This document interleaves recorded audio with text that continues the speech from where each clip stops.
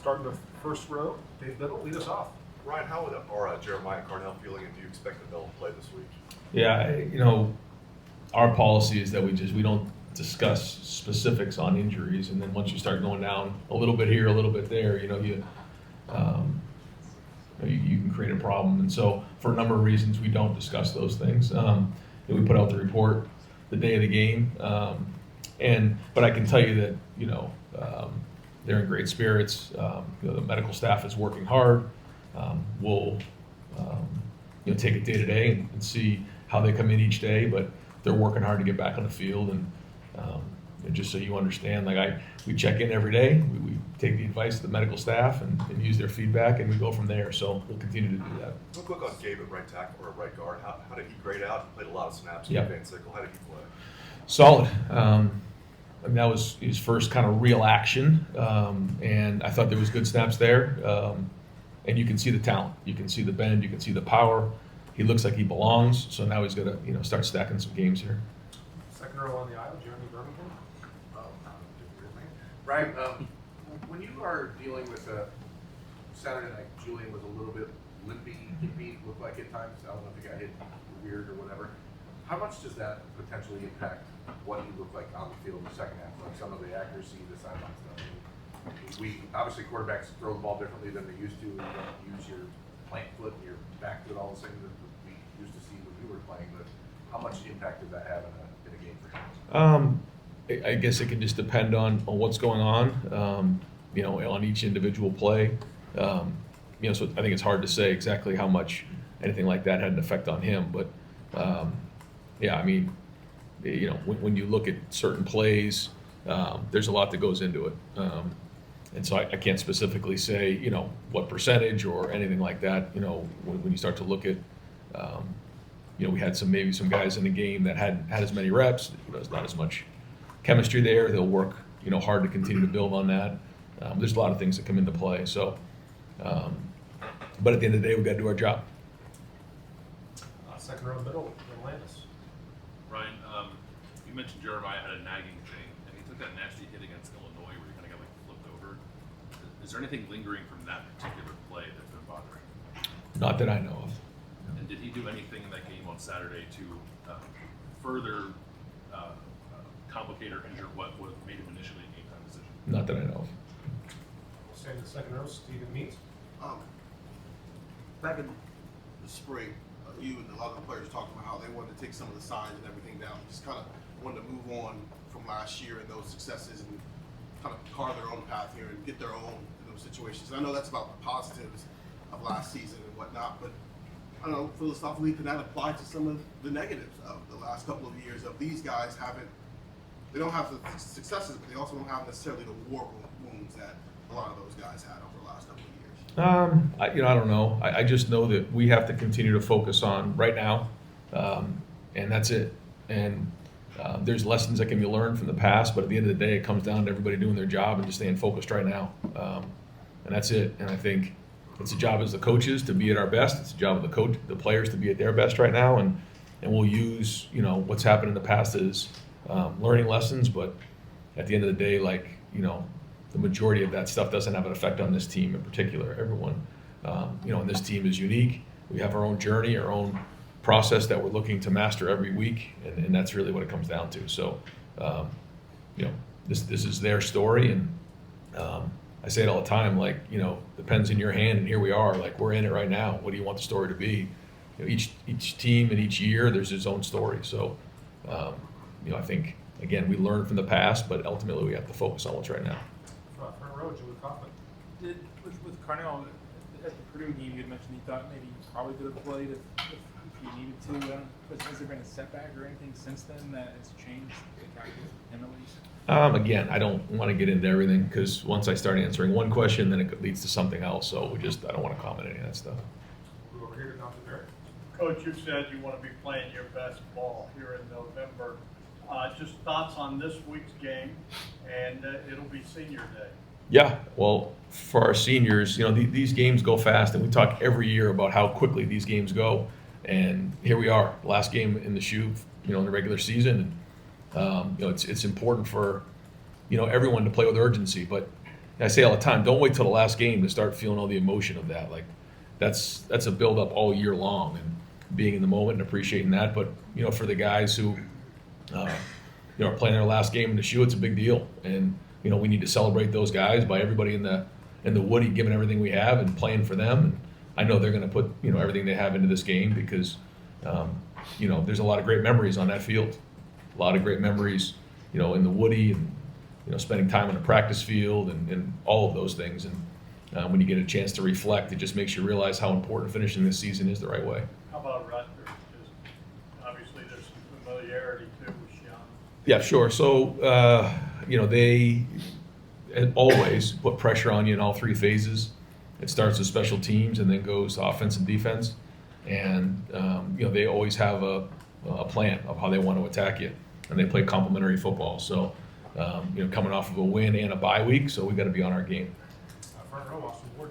Right, your defense is forcing so many 3 and outs in short possessions, the last 2 weeks especially, that they're barely on the field, 37, 44 snaps. That's not leaving a ton for the starters or the backups. Are you having to change, or are you changing anything with practice to try and get them more reps? Are they playing too good? No, they're not. But I think it's good in terms of the freshness of our team. So that part's been good. And we practiced physically. The offense has been on the field for more the last couple of weeks. I think we've had over 70 rushes the last 2 weeks, and so it's been good. It's been solid. Guys are getting those reps. But that's why we practice so hard during the week.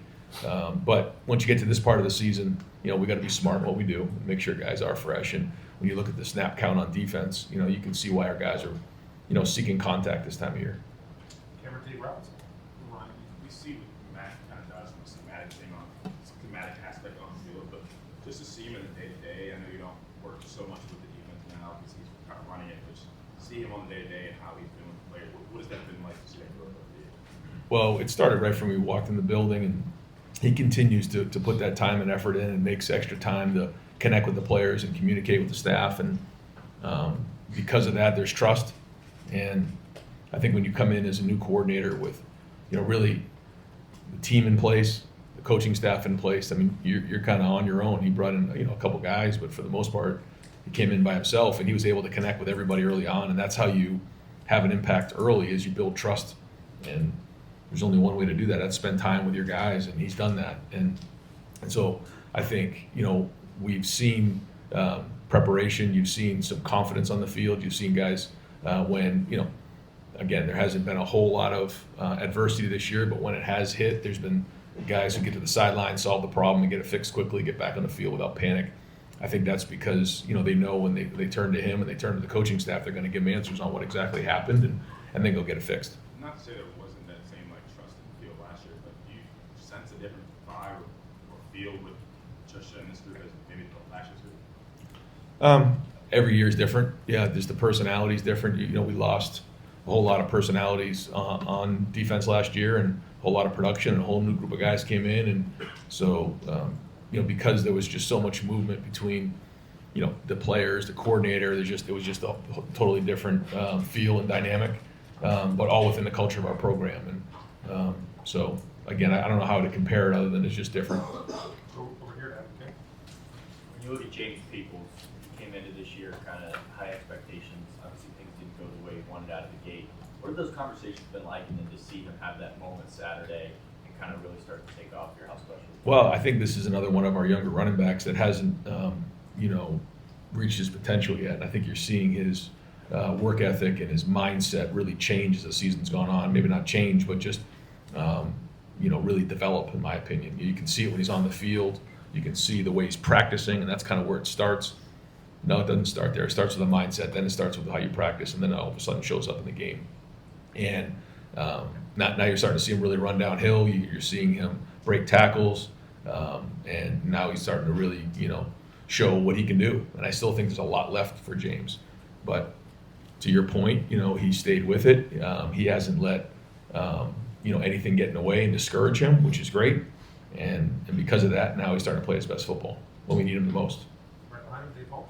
Yeah, you talked about senior day. It's also, if we're being honest, junior day for a few of you guys probably who aren't going to be that top 10 projected picks. Do you had conversations with them? I mean, kind of this unstated thing that this might be it for you too, even though we're not talking about that quite yet. You know, we have meetings during bye weeks and communicate with guys and, you know, their sphere of influence and try to help them the best they can to prepare them so it doesn't all just come at them at the end of the year. So they can stay focused on what matters most, and that's what's playing. But right now, it's all about football. Third row on the aisle, Dylan Davis. I'm not sure what Josh Media's health status is this week, but given what you said about Gabe and what he showed you, if it's possible you would play 3 guards there, try to rotate 3 guys in there, if they're all 3 capable of playing, or do you really want to keep that to 2? I don't know what that looks like. Right, probably want to keep it to 2, but I guess if the snap count got really high, we could do that, but we probably want to keep it to 2 guys. We'll go over here to the left to Joe Nugent. What is it about Rutgers' ability to block punts? You know, we've seen it. They've had multiple punts in games before. Yeah. How much of a concern is it coming to a game? Well, they put a ton of pressure on you, and you know, and that's felt by everybody. You know, I think when you look at even last week when we put some pressure at the end of the half, you know, the punter could obviously feel that and didn't maybe kick it exactly how he wanted, which led to, I think, the fact that the ball was blocked, the punt was blocked. So I think it's a mindset that they're going to apply pressure, and that's their philosophy. Everyone has their own philosophy, and they do a great job of it. And those guys give great effort, and so, you know, we got to be on our game. Fourth row in the middle, Tony Gerber. Ryan, regarding recruiting, in his last few years, Urban Meyer would lament the fact that just wasn't enough senior film. They didn't get to evaluate enough senior film. Now with NIL, the coaching carousel, you're seeing you guys pick up 7 seniors this month. How has all of everything going on impacted your ability to evaluate seniors now? Well, that was our philosophy coming into the season, was that for a lot of reasons we wanted to be able to identify the guys who really played well their senior year, and then use that as an evaluation tool, maybe even more than we had in the past. And one of the biggest reasons is because, you know, these are truly investments now, and in terms of resources, and we have to make sure that we're right in what we're doing. You know, these decisions are more and more important. So, the more information you have, certainly it helps make every decision clearer, and that's what we're looking to do. So, as many times as we can evaluate a recruit, and figure out if this is somebody who's going to work here, because it's not about winning signing day. It's about them coming here and having success. If they have success, we have success. If they fail, we fail. And so this is a relationship that has to be on both ends. And we also want to make sure that, there's guys that fit our culture and want to be here. So all those things come into play when you're looking to sustain a certain level over a period of time.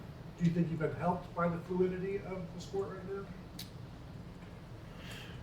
I mean, I think it's just the way that it is in terms of, like you said, the NIL, obviously there's been coaching changes, and, we're trying to adapt every year and do what's best for that year. It's like, you have to look at it, from a wider lens, but then every once in a while you got to look and see, okay, here are the changes that are going on. Now there's one transfer portal. All those things are taken into consideration. You look at, how, some of the guys are playing. Are there guys who are going to go to the NFL and leave early now? Maybe we didn't know if they were going to before the season. So we try to adapt the best we can and then predict the best we can and forecast what it's going to look like. And that's what roster management's all about right now. So I know stability is, more important than ever right now, and we have to make sure we're doing our part to bring in the right people.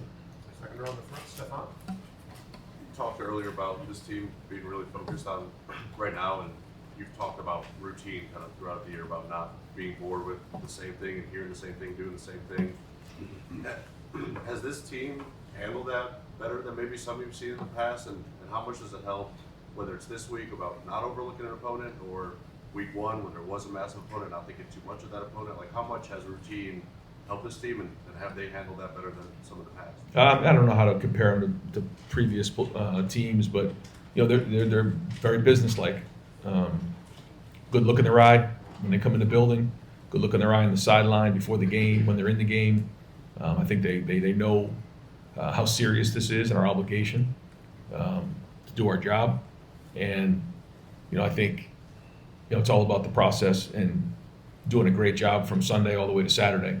And if we can focus on that part of it and not the result, not the opponent, then we'll have a chance to continue to build. Because if you keep getting better at your process and then you keep using the game as feedback, when you get to the end of the season, you're going to do the same thing that week. That's it. We're not going to change. And so we're trying to master that the best we can here and stay focused and stay locked in. And that's it. Like, all the other stuff doesn't matter. It's about like, how do I focus on doing my job and doing my part as on the team, and keeping all the distractions out of the way, because we know they're out there, and we can't be naive to that. So, but it's one thing to say, it's another thing for guys to listen and buy in, and right now they are, but it's week to week, as you know. Right behind us, Mr. Holbrook. Ryan, we were talking to Kenyatta 2 weeks ago about, he said that he had meetings with you and Matt about being able to not just cage the pocket as much, and we've seen him kind of take off in his production. Obviously, everybody knows about the player meeting from last year in December. How much better have you and your staff gotten over the last 12 months on player feedback? And do you feel like that's something that has really helped this program forward as you've matured with the team? Well, I mean, I feel like communication, and just like any type of relationship, any type of organization, everybody will tell you communication's very important. But sometimes coaches are the most uncoachable people. Somebody that I know back home told me that, and they're right. So, we have to be able to listen. And we don't always have to agree, but we have to create an environment where someone feels like they can speak freely and give you their feedback. And if there's high levels of trust, then there can be those types of conversations. And so knowing what's going on in the minds of our players is critical. And then having ownership, knowing that they're being heard, I think does make a difference. They understand the hierarchy, they know how it works, but it's also good to be heard and challenged. And as a coach, it's okay to concede a point. And I think you can't let your ego get in the way. You got to do what's best for the organization. Fifth row on the aisle, Rob Oliver. Yeah, Ryan, without delving into specifics, just sort of for the record, can you walk us through injury protocol and how that plays out either in a game or during the week, both? In terms of a game? Or during the week, like, does the athlete have the final say? I know you work with the trainer in a game and then during the week. In terms of like as we get closer to the game, if someone's available or not. Yeah, so the medical staff each day gives a report on how someone's doing, whether they're in practice, full go, limited or out, and then kind of gives an update on how things are going. And then as we get closer to the game, it's available, unavailable, or questionable, game time decision. And so we just go off of that, and certainly the communication between the players and the medical staff is important in terms of making those decisions. If the player didn't want to, just felt he couldn't play, he has the final say. Oh, of course, yeah. Everyone's feedback is taken into consideration, and that's where, again, when you talk about trust within an organization, all those things come into play, and it's a group effort. But certainly, we always take into consideration, the student athletes and how they're feeling and all those things. Yeah. Injury aside, we're in a new era. You talked about it. More games. Do you ever foresee the day where load management really becomes a thing where you just don't play a guy in a game? Or I know you rep them if fewer reps, but how do you see this playing out? I think a part of it is like the season, and then a part of it would be how you practice during the week, and then where somebody is within their season. And so we get a lot of good information from sports science compared to previous years, and try to do the best we can. But we also have to win every game, and so that's the balance. But I feel like here, when you look at last year, when you look at how we've handled things, I think we're in a pretty good place. But we're always chasing it and trying to do what's best for our guys. All the way in the back, Dan Hill. Obviously, you guys don't have quite as big of a senior class in terms of guys who've been here for 4 years this year. But how important have guys like Sonny, like Hayden, Carson, guys who have been there for 4 years been in terms of leadership on this team? Yeah, I think it's interesting because when you look at last year's team and how many guys came back, you kind of recognize that once they walked out, we were going to have sort of a gap in there. That's just kind of how it works. When someone decides to come back for their 4th and 5th year, sometimes there's no room for some players, and so that, they decide maybe to move on or whatever it might be. So we knew there was going to kind of be a year where we didn't have as many older seniors. But I think the leadership of even the juniors and even some sophomores has been excellent because they've been kind of thrust into those roles, as you've seen. And so, it isn't just about, your ranking that gives you leadership. It's about your impact and influence on others. And I think, you're seeing some really great leadership. When guys speak, the guys around them listen. And I think there's just a matter of fact about this group. There's not a lot of drama. They know what they need to do. They show up and they make guys around them better. And that approach so far has worked. We've got to keep it going. Fourth row in the middle, Patrick Murphy. Ryan, similar to what Rob was asking, but when you have a guy who maybe could play, but you think, okay, maybe this isn't the best for the long-term goals like we talked about. They're competitors. They want to be on the field. How does that side of the conversation go when maybe you guys are saying this isn't probably the best idea and the player wants to be out there? Take us through that. Yeah, every situation's different, but at the end of the day, it's our job to make sure that we're one, giving great information, and then two, looking out for what's best for our guys. And that's really the best I can say it. But there's always a lot of variables and a lot that goes into every situation, and so we try to do the best we can again to communicate and do what's best for our guys. Second row in the middle, Doug Lamreese. Ryan, you're talking about what the medical staff does during the week with guys are limited or whatever. At this point in the year, I'm sure there's a bunch of guys who have physical issues. It's a violent sport. How much do guys need practice during the week in order to play on Saturday? Can you read pretty limited during the week, especially if you're a veteran, and be okay on Saturday to play?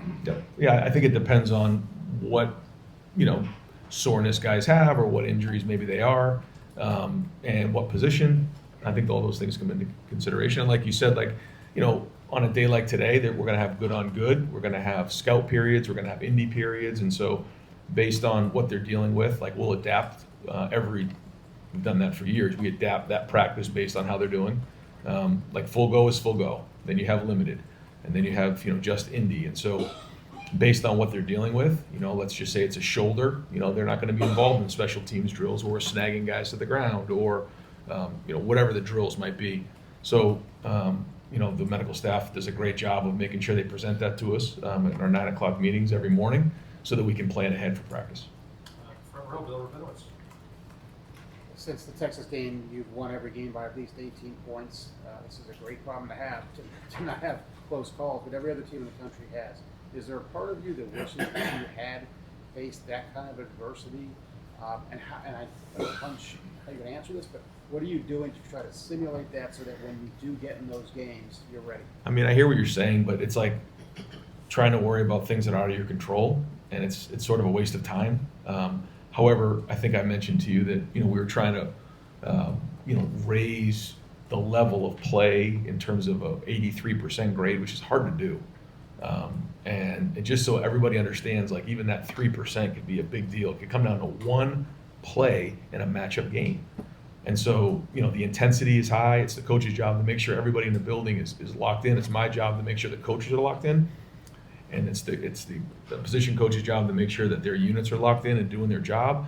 And we're on our game. And then, practice has got to be good too. I mean, we can't just expect it, not be physical in practice and not go, good on good, because, we're going to need that to keep our edge. And so all those things are taken into consideration, but we don't take anything for granted. We don't take we don't make any assumptions. And every week, every Saturday, an opportunity to get to Indianapolis is on the line. That's the way it is here right now. I mean, we want to get to Indy, and we haven't got to Indy here.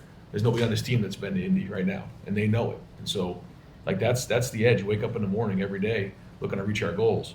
So, whoever we play, we play. This is going to be a great challenge this week. We know that, and we just watch across college football every week, and you just see, different teams, challenging each other, and we got to do our part. So. We can't worry about what we can't control. You've heard me say that before. I know it sounds boring, but it's the truth. We got to worry about what we can't control. You've talked about the edginess of the team. Do you think that will serve you well when you get into that situation, and that's a reason you're not so worried about this?